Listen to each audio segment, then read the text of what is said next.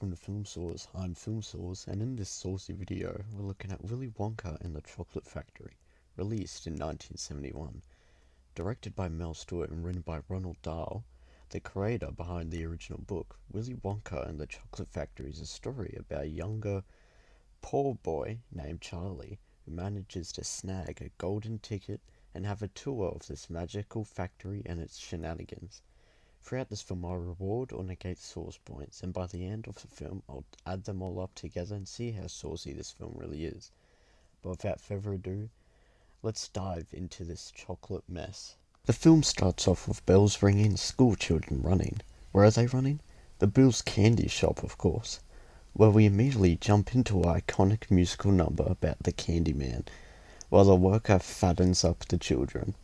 And looking in through the window creepily is one Charlie Bucket, a very poor kid who lives in a barely strung together home with his mother and 4 grandparents who are all bedridden. But forget about 3 of the grandparents and the mother, because the only one that matters is Joe, Grandpa Joe, the guy from the hit movie Son of Flubber. But hey, Charlie had his payday from the child labour mines, and now he has a loaf of bread with the added funds for Joe's tobacco addiction. Now, when everyone is asleep, Charlie and Joe talk about the chocolate factory, and how Wonka has never left the factory, nor has anyone gone in. The reason for the lockup was because of chocolate spies wanting the recipes. Ha! Make the chocolate spies a show, and you have yourself a mediocre HBO spin-off. Now at school in science class, the teacher immediately dismisses class over the Wonka factory opening up again for just 5 people who gained a golden ticket, with all 5 golden tickets being hidden in the chocolate. Who doesn't love the golden tickets? They're arguably the most iconic thing about this film, plus 2 source points. But while the buckets and most of the world are sleeping, the first ticket was found in Germany by one Augustus Gloop, who now has the chocolate spy whispering in his ear. Back to the buckets, it's Charlie's birthday, and for his birthday he got a knitted sweater and a chocolate bar, but no Robux. Anyway, Charlie opens the chocolate bar with no ticket, being very disappointed.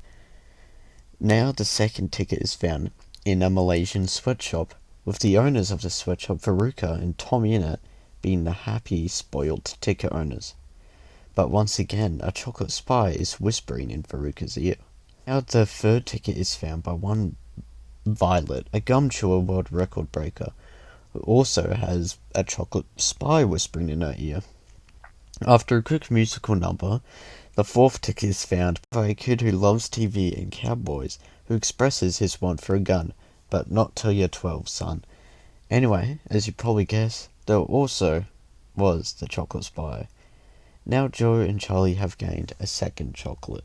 And once again, it is a disappointment. Oh well. But hey. What did they ask for? Whatever it is, they can have it. They want your case of Wonka bars.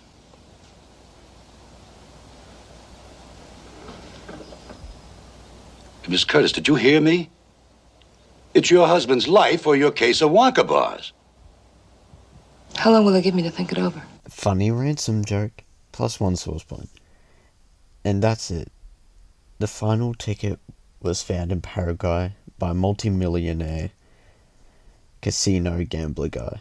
So the whole Bucket family story was pointless and served nothing to the story. Never mind, Charlie has found the final ticket and the casino Paraguay man was a fraud. Man, I'm broke up. I really wanted to watch 4 children and a gambler Paraguay man in a chocolate factory running around. But now, on his way home with the ticket, Charlie runs into the chocolate spy, who tells Charlie he is Slugworth, president of a rival chocolate company, who wants the ticket winners to give him the everlasting gobstopper, so his company can figure out the recipe. If Charlie does this, he will have a better, wealthier lifestyle. What a nice chocolate spy. Back at the Bucket home, Charlie proudly shows the fam the golden ticket, But hey, Charlie can bring one family member, so he decides on Joe, who can barely walk.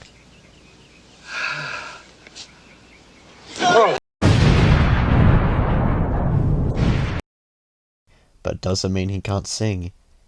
Never mind, he can perfectly dance. The whole unable to walk thing must have been an act. Alright, everybody just calm down.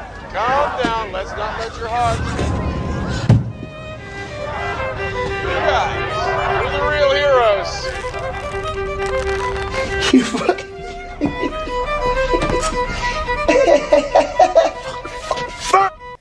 Except now the 5 ticket winners gather with the crowds outside the Wonka gates. As the bell rings, now one broken down Willy Wonka walks out, who immediately takes a fall. Now the guests finally get to enter the factory where the fun begins with a little contract. We go through some funhouse shenanigans leading up to the land of candy and iconic musical numbers, plus 1 sauce point. Now all the guests eat whatever they want, but maybe don't fall into the chocolate river. Damn it, Augustus. Augustus has now been sucked up a pipeline, but don't fear, viewer, as the recently introduced Oompa Loompas from Loompa are here to help, leading Augustus's mother to her child. Now that the Oompa Loompas have an iconic musical number, everyone knows there's this film full of great iconic musical numbers. That is plus 1 source point. But now we get to the dreaded tunnel scene that has scared generations more than any horror film could. Plus 1 source point. Once the nightmare's over and the guests walk into the inventing room, where we see Wonka is pretty much insane. But he has the everlasting gobstopper that all the children really want, because the chocolate spy. You can suck 'em and suck 'em and suck 'em, and they'll never get any smaller. Now Wonka introduces a free meal gum. And who would have thought, but Gum Girl snatches and munches on it, causing her to become Mystique and the Blob's glory child. But don't worry, dear viewer, because the Oompa Loompas are here to help. Now the guests proceed to the next room. Joe and Charlie drink some vodka that makes them fly up higher until they get cut up by a fan. But before being cut down, they float down safely after burping the vodka out.